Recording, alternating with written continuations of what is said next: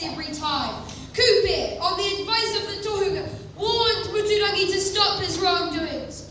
Muturangi refused, so Kupe, along with his people aboard Matahorua and Ngāwe on his waka, Tāwhirirangi, already at sea, set on a voyage to slay Te Whekio Muturangi. On learning of Kupe's proposal to hunt Te Whekio Muturangi, his wife, Hinei Te Aparangi, and 5 children consented to accompany Kupe, fearing that they would never see him ever again. Matahorua was now launched and the voyagers departed. There were 72 people on board. After a time, they reached Tuahiwi Nui or Hinemoana, where Kupe overtook Ngāwe and asked,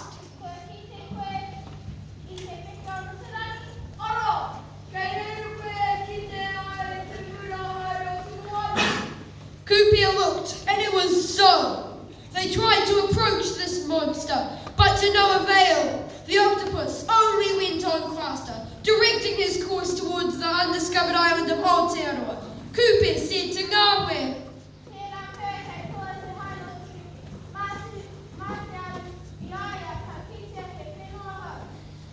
after leaving his family in a safe place in Aotearoa, Kupe and Ngāwe made a straight course for Te Waipounamu.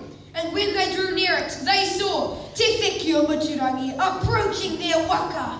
The 2 waka of Kupe and Ngāwe separated to allow Te Whekio to pass between them, which it did, the head rushing forward, drawing its tentacles behind, which spread out even beyond the canoes.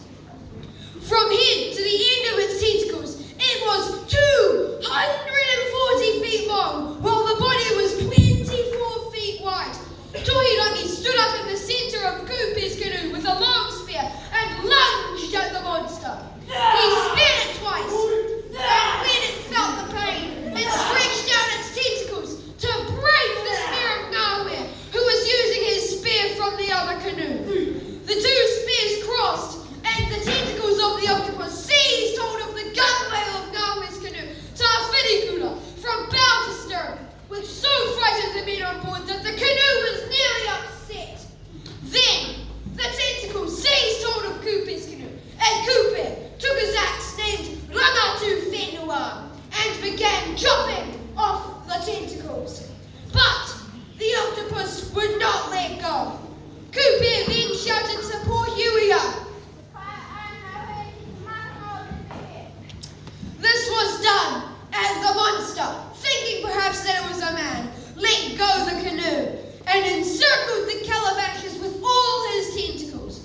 Then, with his axe, Rangatu Whenua, Kupe made a fierce downward blow at the head of the monster and smashed in its eyes. And so died this great sea creature, Te Whekio Muturangi.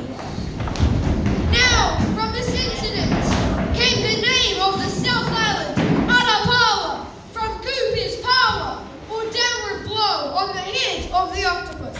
The rocks, Ngā Whatu, the brothers in Cook Strait, became Tapu, for that is the place where the Whekio Muturangi was laid to rest. After many years living in Aotearoa and naming many areas of the land, the time arrived for Kupe to return to Hawaii. He left Tupu Tupu Whenua as a spring for Hokianga. On the morning of his departure, he took his son, Tupu Tupu Whenua, to the spring. He bade farewell by saying,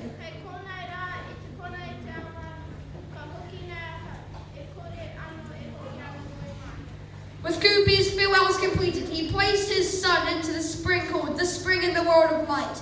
He instantly turned into a taniwha. This is the origin of the name Hokianga. Hoki means to return. Kua tai mātou ki te mutunga o tēnei whakari, e pā ana ki ngā kōrero a Kupe me te Whekio Muturangi. Tēnā rawa atu koutou mo te o aro ki tēnei